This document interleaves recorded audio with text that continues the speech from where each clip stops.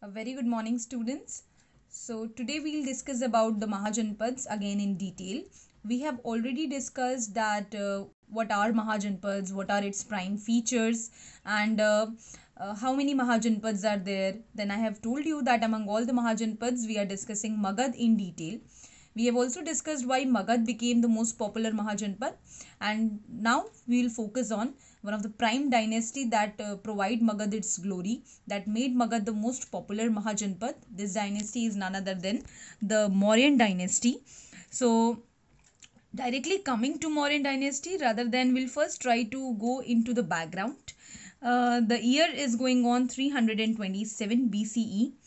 Mauryan dynasty has not emerged yet. Magad was ruled by Nanda dynasty. If you'll go to the timeline which we have discussed in the class, then you will come quickly.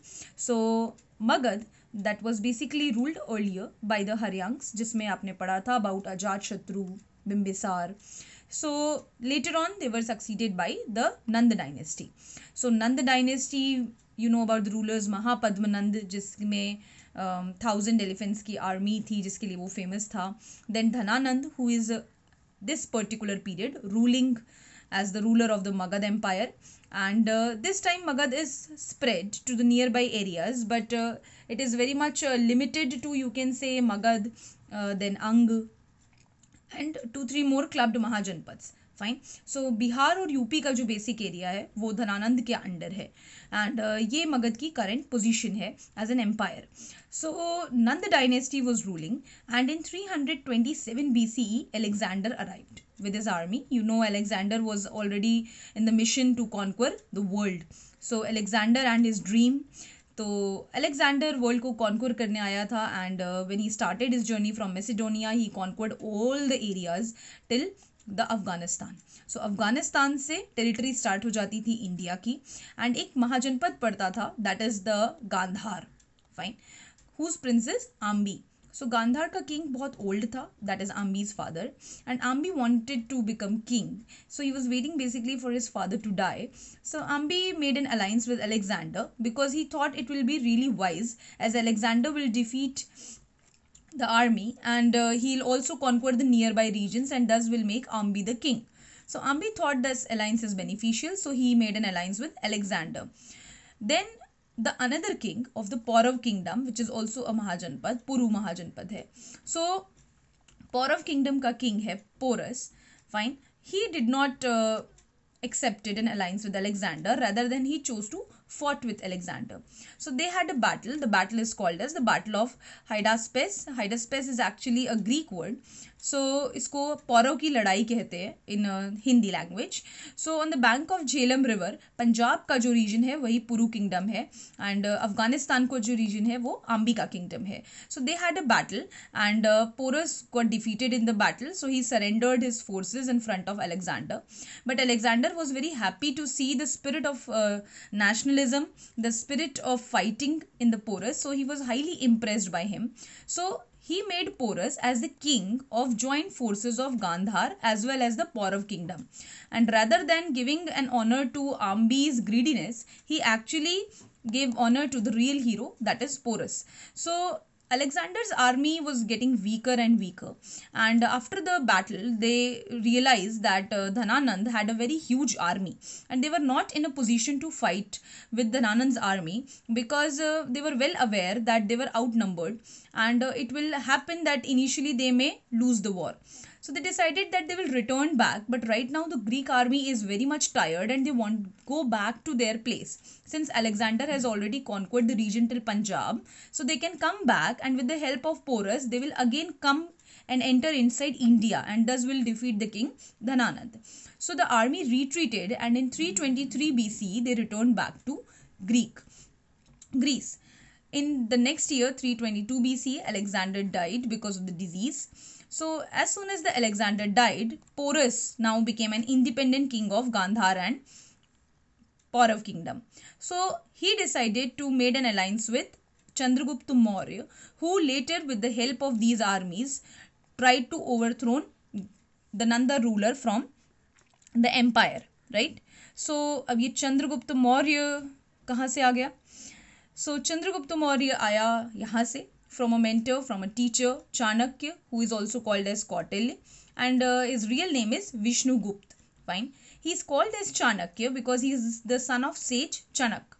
So एक बहुत famous ऋषि थे चनक, जो अपने mindfulness के लिए बहुत famous थे, wise समझे जाते थे. उन्हीं का बेटा था Chanakya. He has a canine teeth and crooked feet. That is why Chanakya किसी ने देखा तो नहीं है, but yes perceived to be very ugly from his looks. Fine. Dhananand, who was the ruler, held a competition in his court. It was an arms giving competition. So श्लोकों का competition होता था पहले, and बड़े बड़े ऋषि बाहर से आते थे कोर्ट्स में एम्परर के, and उन्हें इम्प्रेस करने के लिए अपनी नॉलेज दिखाते थे. सो उनको रिवॉर्ड्स दिए जाते थे. तो धनानंद ने भी कोई एक ऐसा ही कॉम्पिटिशन रखा, and which this competition was going on, Chanakya was not invited, who was considered as one of the wisest among the all. He was not invited only because of his looks, because he is ugly.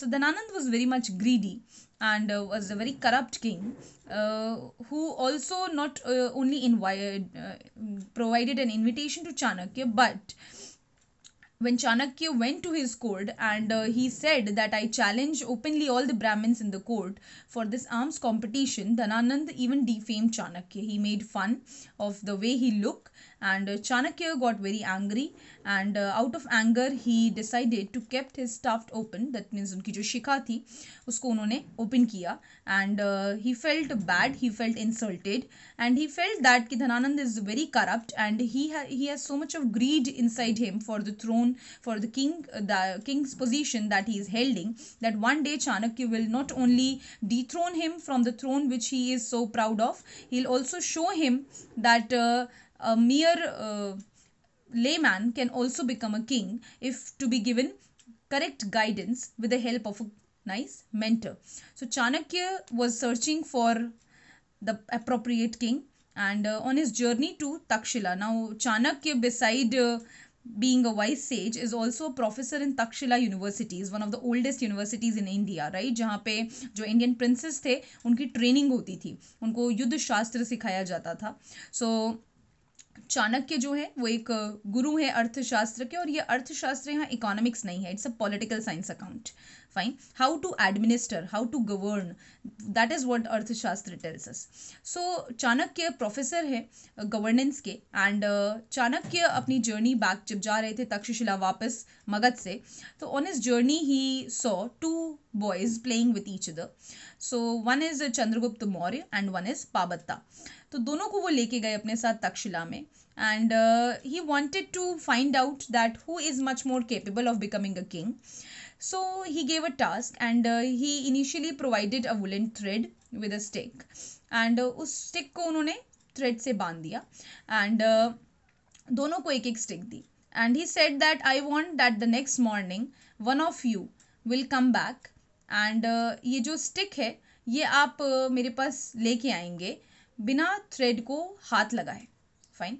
So basically stick लेके आनी है, लेकिन thread को कुछ नहीं होना चाहिए. So that is the challenge, और दूसरे से लेनी है. दैट मीन्स पाबत्ता को चंद्रगुप्त मौर्य से, एंड चंद्रगुप्त मौर्य को पाबत्ता से. So next day it was only Chandragupta Maurya who arrived, and वो स्टिक लेकर के आया, एंड ही डिड सेड कि मैंने थ्रेड को हाथ लगाए बिना स्टिक निकाल ली थ्रेड के बीच में से. So Chanakya asked him, how did you do that? So he said that he had to kill Pabatta, and Chandragupta Maurya is just 9 years old at this time. So उसने पाबत्ता का murder किया, पाबत्ता के हाथों से stick खींची, and thread वहीं का वहीं रह गया, एंड स्टिक को खींच के ले आया. एंड ही सेड कि one of us initially had to die, because one of us, if we want to win the challenge, then it's a challenge and we had to win it. So Chanakya was surprised, and he was very much confident that the kind of courage this boy had, and this is something which is required to become a king. So he had wisdom, he has a challenge, and he is brave at such a young age. So this is how Chandragupta Maurya was trained by Chanakya, and in 321 BC, with the allied forces of Gandhar and Paurav, he overthrown the Nanda ruler. So 321 BC Chandragupta Maurya ने Mauryan dynasty को establish किया. So Mauryan dynasty establish हुई. He conquered 15 mahajanapadas after establishing his dynasty. So a great fighter and a warrior, and एक United empire create कर लिया, एक बड़ा सा एम्पायर क्रिएट किया जो अफगानिस्तान से पूरा स्प्रेड था, साउथ तक जाता था. 297 BCE में जब चंद्रगुप्त मौर्य 42 ईयर्स का था, after fighting consecutive battles throughout the way, he adopted Jainism. Fine. So Chandragupta Maurya जो कि आइडियली क्या है, एक सनातनी है, एक हिंदू है, एंड उसने अब जैनिज्म को अडॉप्ट किया. जैनिज्म अडॉप्ट करने का प्राइम रीजन यही था कि जैनिज्म एक चॉइस देता था पर्सन को to attain salvation if he feels from inside. तो वो साल्वेशन अटेंड करने की जो टेक्निक थी, वो चंद्रगिरी की जो पहाड़ियाँ हैं आंध्र प्रदेश में, वहाँ पे एक सलेखना नाम का एक जैन रिचुअल है जिसमें कंटिन्यूस 15-14 डेज फास्टिंग रख करके a person can die out of starvation. So उस प्रैक्टिस को अडॉप्ट करने के लिए चंद्रगुप्त ने अपनी लाइफ के एंड मोमेंट्स में जैनिज्म अडॉप्ट किया and thus committed suicide because he wanted to attain the salvation. So he was just 42 years old and he started feeling himself like pretty old, right? And after Chandragupta Maurya, the throne was transferred to his son. This is, you see, the empire of Chandragupta Maurya. सो 15 महाजनपद्स, एक huge empire create किया है. अभी यहाँ का empires बाकी हैं. यहाँ पे एक बहुत बड़ा सा महाजनपद है जो बाकी है, बाकी सब तो ऑलरेडी इनके हाथ में है. तो 15 महाजनपद्स हैं जो चंद्रगुप्त मौर्य ने कॉन्क्वर किए हैं. बट यू सी अफगानिस्तान की बॉर्डर्स एंड इनिशियली आज का पाकिस्तान पूरा का पूरा मौर्यंस के अंडर है. Fine. Then Chandragupta Maurya's throne was succeeded by his son Bindusar. तो 297 BCE में जब चंद्रगुप्त मौर्य चले गए एम्पायर छोड़ के, तो Bindusara became the next. Dipavamsa is a Buddhist text that tells us कि बिंदुसार ने 15 महाजनपदों को संभालने के लिए he made a lot of alliances. So 16 wives he had and thus he has 101 sons. So इतने सारे बेटे थे और इतना बड़ा एक अलायंस बनाया बिकॉज इतने बड़े एम्पायर को संभालना भी बहुत बड़ा टास्क है, राइट? तो चंद्रगुप्त मौर्य ने तो एक एम्पायर बना दिया, बट उस एम्पायर को संभाल के कैसे रखे वो काम बिंदुसार ने किया. एंड दस बिंदुसार ने मैरिटल अलायंसेस के थ्रू, उस टाइम किंग्स ऐसा करते थे कि मैरिटल अलायंस के, अगर आप अभी महाभारत वगैरह देख रहे होंगे तो आप देख रहे होंगे कि कैसे आपस के नेबरिंग किंगडम्स में मैरिटल अलायंस फॉर्म किए जा रहे हैं, सो दैट आपको कोई खतरा ना रहे, you will be secured for a longer period of time. तो उस सिक्योरिटी के लिए, उस एम्पायर की यूनिटी के लिए बिंदुसार ने ये काम किया. एंड 101 सन्स में जो उसका 101 नंबर वाला बेटा था उसका नाम था Shok. Fine. So weird name, right? So Shok नाम रखा था. एंड शोक ने क्या किया, बहुत ज़्यादा शोक फैला दिया. 268 BCE में शोक killed all his 100 brothers. This is what the Dipavamsa text says. Fine. He killed all his 100 brothers and people started calling him as Ashok.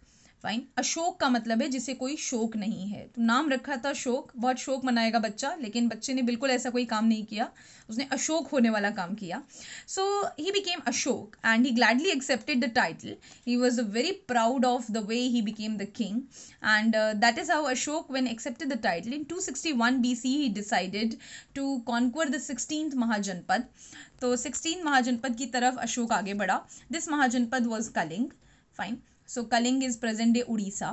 तो कलिंग में जाके अशोक ने बैटल फाइट की एंड अप्रॉक्सीमेटली 9,000 पीपल का एक फिगर माना जाता है were killed by Ashok. So he became very cruel, he became very fierce. He initially killed a lot of soldiers and after killing all of them Ashoka decided that in the evening, जब जितने भी funeral pyres they were getting burned, he decided that he'll take a walk. So he started walking जहाँ पे सब जगहों पे चिताओं को जलाया जा रहा था. And during his walk, when he saw their family members, they were crying, and he was thinking that when he'll take the walk in the evening, people must be talking about what a brave fighter he was.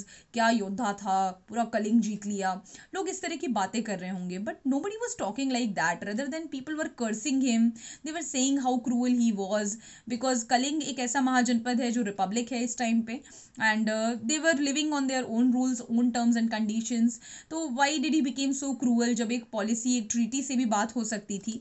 Y he had to fight such a fierce battle? So लोग अशोक को कर्ज कर रहे थे and इस cursing का अशोक के life में एक बहुत बड़ा इम्पैक्ट पड़ा. So Kalinga war was a huge transformation for Ashok. Ashok को इतना बुरा लगा, शायद उसने बहुत शोक मनाया एंड वो इतना शोक में चला गया that when he met the sages of Buddhist religion, he decided that he'll adopt Buddhism. He did not only adopted Buddhism, he also converted Buddhism into a state religion. तो पूरे एम्पायर का state official religion जो है वो Buddhism बना, and उसने adopt कर लिया non violence as the policy for life and also the state policy. So उसके बाद अशोक ने कभी तलवार नहीं उठाई, एंड ये बहुत ह्यूज ट्रांसफॉर्मेशन था अशोक की लाइफ में, because a king who can conquer all the 16 mahajanapads and can hold such a vast empire together, adopting a policy of non-violence and thinking about ruling furthermore is a very difficult task. So 40 years Ashok ने rule किया, is one of the longest ruling king in India. So Ashok और दूसरा अकबर, ये दो king हैं जिन्होंने 40 साल का एक बड़ा एम्पायर इंडिया में होल्ड किया है. यू जस्ट इमेजिन स्टूडेंट्स, हम बात कर रहे हैं 40 ईयर्स की. आप देख लीजिए गवर्नमेंट्स को फ्रिक्वेंटली 5 ईयर्स में चेंज होती हैं. You just see how difficult it is. Even you see at present जैसी सिचुएशन चल रही है, whether you talk about the yesterday's incident of what happened in Palghar, or either you talk about the way Kerala is managing. So you see different states, कितने अलग अलग administration है, कितना मुश्किल है ऐसे टाइम में जब एक पैंडमिक फैला हुआ है तो भी कंट्री यूनिटी के साथ नहीं रह पा रही है, राइट? कितना मुश्किल है यूनाइट करके रखना. कैसे किया होगा 40 साल इतना बड़ा empire, that too in such a lack of communication, जहाँ पे इतने सारे मोड्स भी नहीं है, कोई फ़ोन नहीं है, कोई मीडिया नहीं है. मे बी शायद इसीलिए कर लिया होगा, राइट? सो कितना मुश्किल रहा होगा इतने बड़े एम्पायर को होल्ड अप करना. But Ashoka did it, and यही एक रीज़न है कि अशोका द ग्रेट और अकबर द ग्रेट के ऊपर हिस्ट्री में हमेशा डिबेट चलती है. एंड अशोका को one of the greatest emperor इसीलिए कहा जाता है, राइट? क्योंकि उन्होंने 40 साल इस बड़ी सी कंट्री को, और सिर्फ इसी कंट्री को नहीं, इसके साथ अगर माना जाए तो पाकिस्तान और अफगानिस्तान को भी संभाला है. So this is the empire of Ashoka. So you see the empire. Chandragupta Maurya में हमने यहाँ तक एक्सटेंड देखा था, अब you see this is all extended further मोर.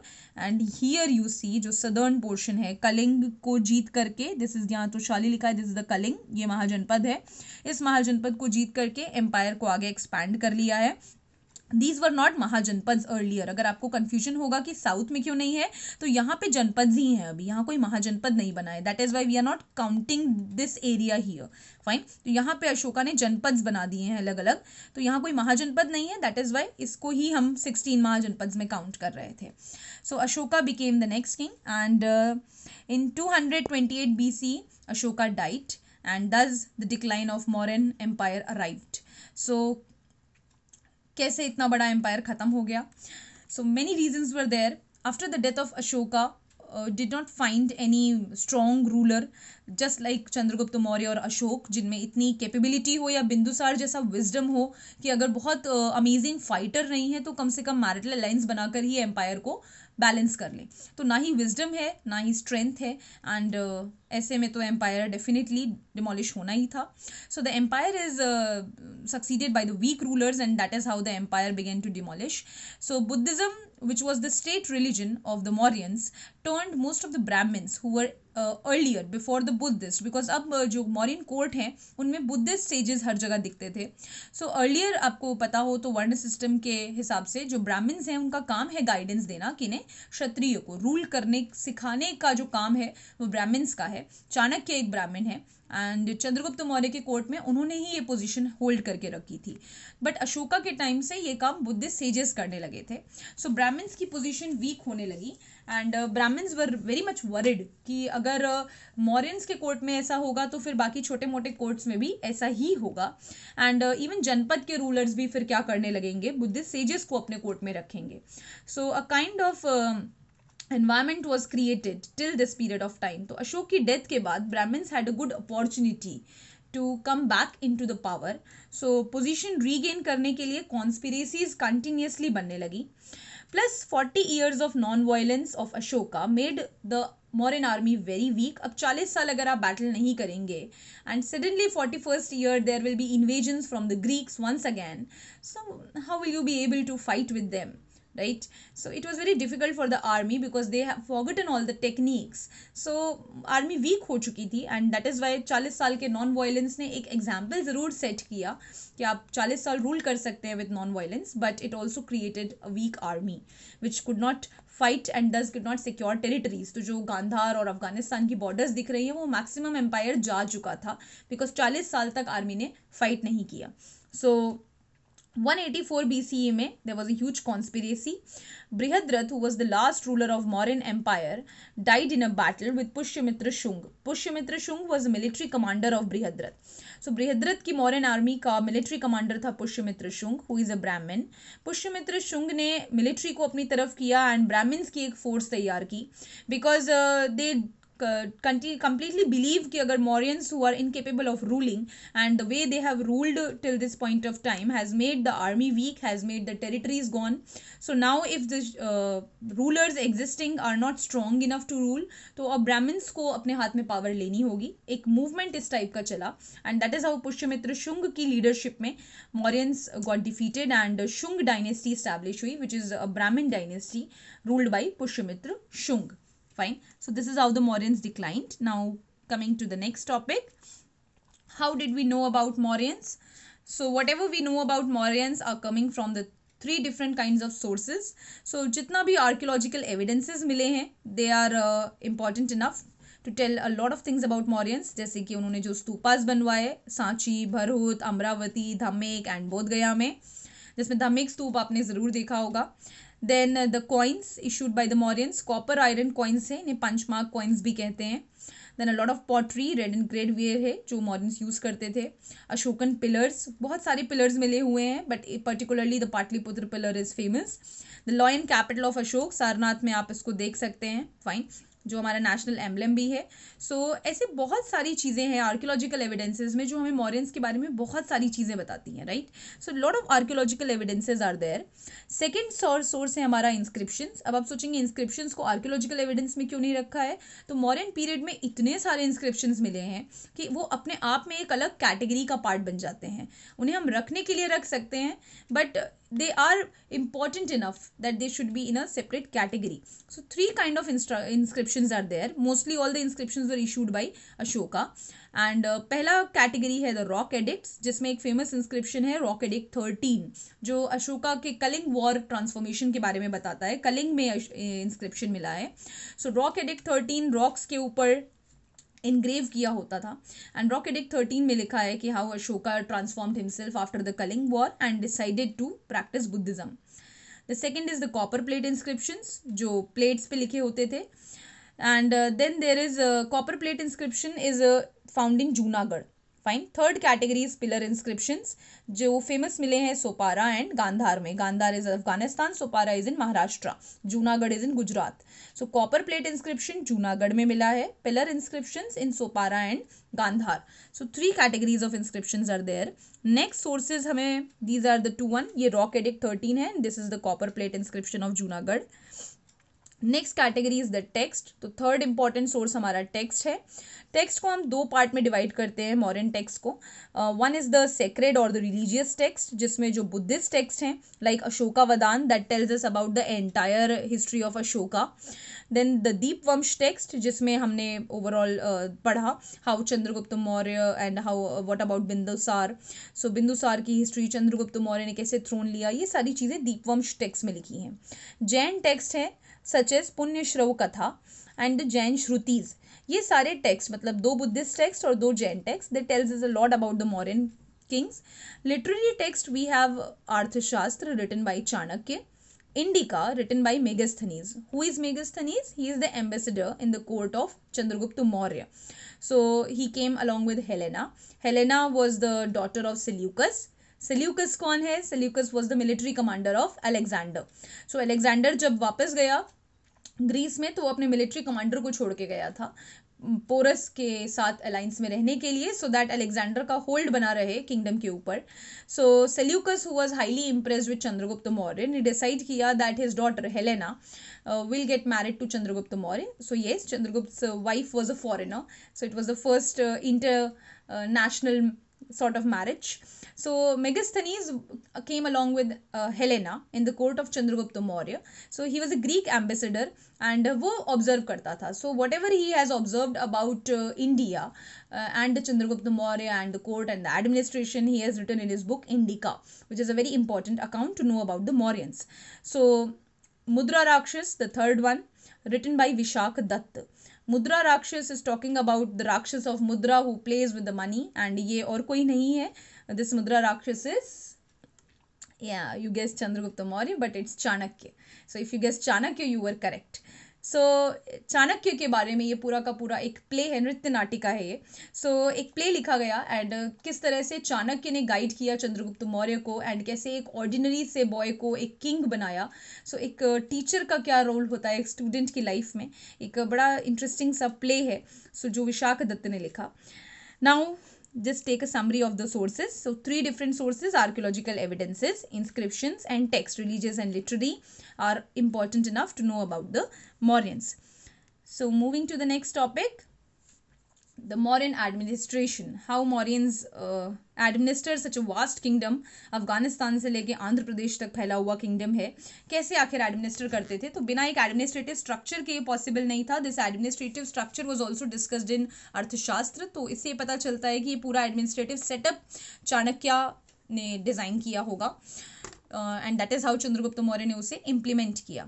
सो देखिए बड़ा इंटरेस्टिंग सा सेटअप है और ये सेटअप आपको कहीं ना कहीं कुछ सिमिलर लगे आज के सेटअप से तो थैंक यू चाणक्य को ज़रूर कहिएगा. Right. So this modern administrative setup in the central level the king was the head of the entire administration, of course, but king को यहाँ सम्राट कहा जाता था. The king was guided by Amatya, who was the prime minister, like Chandragupta Maurya is Samrat and his Amatya is Chanakya. So prime minister की duty है to advise the king and thus he take care of the entire sub ministers under him. Then the next important minister is Senapati, who is the military commander. And then another ministry is Ministry of Finance. So revenue का collection and treasury is entirely held by Sannidhata. Sannidhata is the minister of finance in the Mauryan administration. After that center को divide किया गया था into 5 provinces. So provincial level पे 5 provinces were there. In the northern area Takshashila, Gandhara की capital है तक्षशिला, जहाँ एक university भी है. So which is famous for education. तो northern province थी Takshashila. That is the northern provincial capital. तो बेसिकली मौर्यन एम्पायर की 5 कैपिटल्स हैं. तो नॉर्थ की कैपिटल क्या है? तक्षशिला. साउथ की कैपिटल है Suvarnagiri. Fine. So Suvarnagiri which is famous for, उसके नाम से ही सुवर्ण का गिरी, गिरी का मतलब है पर्वत. तो गोल्ड की माइंस जहाँ पर बनी हुई है वो सुवर्णगिरी है. तो उन माइंस की वजह से सुवर्णगिरी को चूज किया गया था as the southern province capital. Then eastern capital is Tosali. Tosali is the capital of Kalinga. तो तोसाली को ईस्टर्न प्रोविंस की कैपिटल बनाया गया for security and strong hold, क्योंकि कलिंग एक नया नया जीता हुआ महाजनपद था तो उसको कैपिटल बनाए रखना बहुत ज़रूरी था. So it was later on and that means it was added later on. Fine. And western province की कैपिटल है Ujjaini. So Ujjaini which is in Ashmaka mahajanapada, उसकी कैपिटल थी ये. तो वेस्टर्न प्रोविंस में उज्जैनी को कैपिटल, जो एट प्रेजेंट उज्जैन है. It was famous as the centre of trade because उसकी कनेक्टिविटी उस टाइम पे गुजरात की तरफ भी थी, टुवर्ड्स सिंध साइड भी थी एंड साउथ की तरफ भी थी एंड प्लस मगध की तरफ भी थी. तो it was well connected throughout the channels. That is the reason Ujjaini. Central province is Pataliputra. तो पाटलिपुत्र कैपिटल है. जो मौर्यन एम्पायर के फीचर्स आपने पढ़े थे earlier, Mauryan had their capital, Mauryan empire के पहले कैपिटल थी राजगीर बिकॉज वो पूरी तरह से हिल से सराउंडेड था. बट लेटर ऑन मौर्यंस ने कैपिटल अपनी बनाई Pataliputra which is present day Patna. Fine. Provincial administration. So you see here this one is Suvarnagiri south में. Here it's Toshali. Fine. That is in Kalinga. ये रहा आपका पाटलिपुत्र सेंटर में जहाँ स्टार बना हुआ है. Then this one is Ujjaini and this one is Takshashila. So 1 2 3 4 5 different areas for 5 different centres.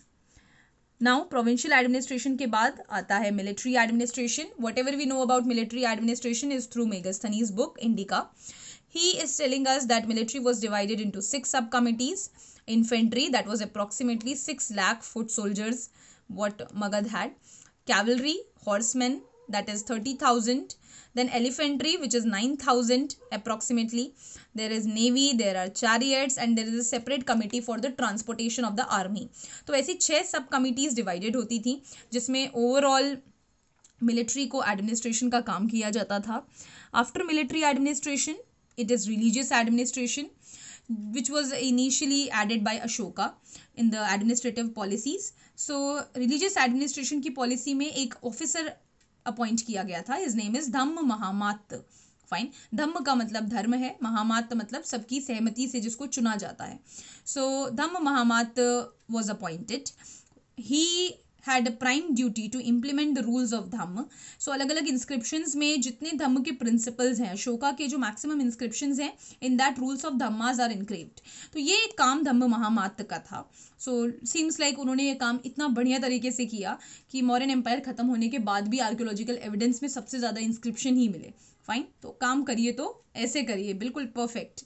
So what are the prime rules that of धम्म जो उनको inculcate करवाने थे?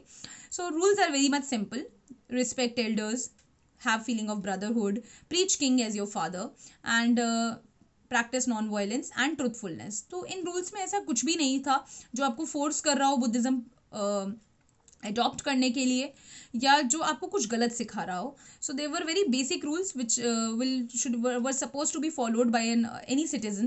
That is one of the reason कि अशोका को ग्रेट समझा जाता है कि वो बुद्धिस्ट भले ही था बट उसने कभी उसको फोर्स करवाने की कोशिश नहीं की, लोगों के ऊपर थोपा नहीं कभी अपना रिलीजन. उसको स्टेट रिलीजन भले ही बनाया but always try to show just the positives. So principles of Buddhism to be popularise, जिसके लिए अशोक ने अपने बेटे और बेटी महेंद्र एंड संघमित्रा को भी सेंड किया टिल श्रीलंका एंड अफगानिस्तान ताकि बुद्धिज्म पॉपुलर बने. So this is all about the religious administration. So modern administration board के पर्सपेक्टिव से 8 नंबर का question. So central level, provincial level, military level, Megasthenes सब committees, religious level, Dhamma Mahamatya, principles of Dhamma. This is all about the modern administration. So यहाँ से अब हम चलते हैं लास्ट टॉपिक के ऊपर about the Mauryans. Why Mauryans are so important, because इतना पढ़ने के बाद ये क्वेश्चन ज़रूर आता होगा कि ऐसा भी क्या है कि इतना इम्पोर्टेंस इनको दी गई है हिस्ट्री में. सो मौर्यंस के कॉन्ट्रीब्यूशन को लैंडमार्क कॉन्ट्रीब्यूशन माना गया है. वाई? बिकॉज टोटालिटी में अगर देखें चंद्रगुप्त मौर्य से लेके बृहद्रथ तक, so they have ruled for 150 years. इसे डायनेस्टी के लिए 150 साल रूल करना अफगानिस्तान से आंध्र प्रदेश जितने बड़े एम्पायर पे वेरी डिफिकल्ट टास्क, राइट. सो एक लैंडमार्क कॉन्ट्रीब्यूशन है क्योंकि 150 साल जो इंडिया की हिस्ट्री है वो मौर्यंस ने लिखी है. So that is Y Mauryans को पढ़ना बहुत ज़रूरी है. And 40 years of non violent rule in India. So India जैसे एरिया को 40 साल संभाल लेना, वो भी नॉन वायलेंस, कोई दंगा फसाद नहीं, प्लस रिलीजन दो हैं. हिंदू रिलीजन भी डोमिनेंट है, मेजॉरिटी हिंदूज हैं, बट बुद्धिस्ट एक स्टेट रिलीजन है, फिर भी नॉन वायलेंस प्रैक्टिस करवा लेना बहुत बड़ी बात है. सो कैसे अशोका ने किया ये अपने आप में एक रिसर्च वर्क है. Then spectacular pieces of art such as Sanchi stupa. Sanchi stupa के बारे में हम चैप्टर 4 में पढ़ेंगे. इतना स्पेक्टेकुलर वर्क ऑफ आर्ट है कि फ्रेंच जो है इसके ईस्टर्न गेटवे को, जो 108 किलो का गेटवे था, उसको उठा के ले जाने की कोशिश कर रहे थे वाया शिप, राइट. सो ऐसा कुछ सांची स्तूप था. लॉयन कैपिटल आज की डेट में हमारा national emblem, the Ashokan pillar of Pataliputra. So ऐसे बहुत important spectacular work of art है जो मौर्यंस ने दिए हैं. एंड उसके पहले ऐसा कोई आर्ट वर्क इतना मैग्निफिसेंट हार्डली देखने को मिलता था. So that is Y Mauryans का एक बड़ा इंपॉर्टेंट कॉन्ट्रीब्यूशन है इस फील्ड में भी कि उन्होंने आर्ट को भी प्रमोट किया. Then they were an inspiration for others because Mauryans के बाद गुप्ता डायनेस्टी आई. तो गुप्ता डायनेस्टी ने भी थोड़ा बहुत एडमिनिस्ट्रेटिव सेटअप में चेंज किया, बट जो बेसिक एडमिनिस्ट्रेटिव स्ट्रक्चर मौर्यंस ने रेडी किया था वो सेम स्ट्रक्चर गुप्ताज ने फॉलो किया. आफ्टर दैट द सल्तनत पीरियड रूलर्स, उन्होंने भी वही स्ट्रक्चर फॉलो किया, बस नाम चेंज होते गए, पोस्ट के, ऑफिसर्स के, पर्शियन नाम आ गए, टर्किश नाम आ गए, बट स्ट्रक्चर देखिए वही का वही है. मुगल्स ने भी कुछ वही स्ट्रक्चर अडॉप्ट किया. ब्रिटिशर्स के लिए तो मौर्यंस एक बहुत बड़ी इंस्पिरेशन थे बिकॉज 40 साल नॉन वायलेंट रूल अगर अशोका उस टाइम कर सकता है तो ब्रिटिशर्स को ये मानना था कि हम भी ऐसा कर सकते हैं. That is one of the reason कि जेम्स प्रिंसेप को लगाया गया इस काम पे कि अशोका के सारे इंस्क्रिप्शंस को आप डिसिफर करिए. एंड प्रेजेंट सेटअप भी आप देख लीजिए, प्रोविंसेस की जगह स्टेट्स आ गए हैं। एंड उस टाइम पे जैसे हर जगह हर प्रोविंस के लिए एक प्रोविंशियल मिनिस्टर था, तो आज की डेट में एक चीफ मिनिस्टर है। सो ये जो बेसिक सेटअप है कि रूलिंग ऐसे होनी चाहिए, ये सेटअप मॉरियंस का ही दिया हुआ है। एंड आप ईयर भी देख लीजिए, 321 BCE का ईयर है। 300 BCE तक तो रोमन्स को भी इतनी समझ नहीं थी कि रूल कैसे करना है, क्योंकि 27 BCE में तो ऑगस्टस ही एम्परर बनेगा। सो रोमन से भी एक डिफाइंड एडमिनिस्ट्रेटिव स्ट्रक्चर था। यूरोप तो इस पूरे टाइम तक सोया हुआ था। अमेरिका की हिस्ट्री आपको अच्छे से पता है, 11th में आपने पढ़ी है। एंड इवन चाइनीज़ भी इस टाइम तक एक डिफाइंड एडमिनिस्ट्रेटिव स्ट्रक्चर में रहने लगे थे, क्योंकि वहाँ की हान डायनेस्टी भी काफ़ी वेल डेवलप थी। बट ये कहने में बिल्कुल भी कहीं से डाउट नहीं करना चाहिए कि it is definitely India that has given an example, an ideal example for the world how to rule. That's a different thing that India was ruled by many other rulers later on. हम उसको शायद उस legacy को properly carry up नहीं कर पाए, but this is how Mauryans are so important for us. So that's all for enough. I hope the topics are clear to you, and that's all about the Mauryaans. Thank you, students.